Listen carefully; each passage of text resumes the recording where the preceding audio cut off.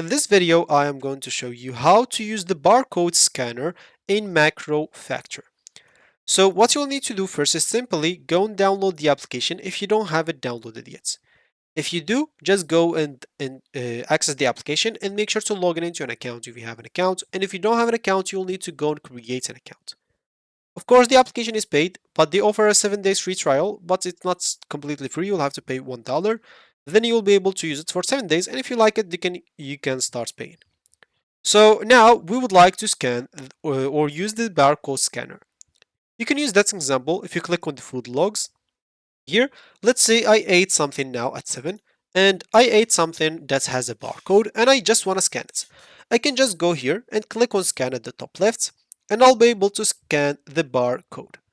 If it didn't scan by any chance, I can go and enter the numbers manually right here and you can then look the barcode.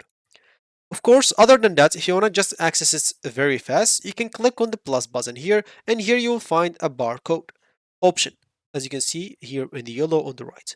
If you go and click on that, you'll find yourself with the same option that we were in before to scan your barcode without any problem. And again, if you can't scan it by any chance, maybe you have a broken camera or something like that, the barcode is scratched a little bit, it cannot be scanned correctly, you can just go and enter the numbers manually right here. So I guess that's gonna be it for me in this video. If you have any questions, just leave it down below in the comment section and I'll do my best to help you out. So thank you for watching and goodbye.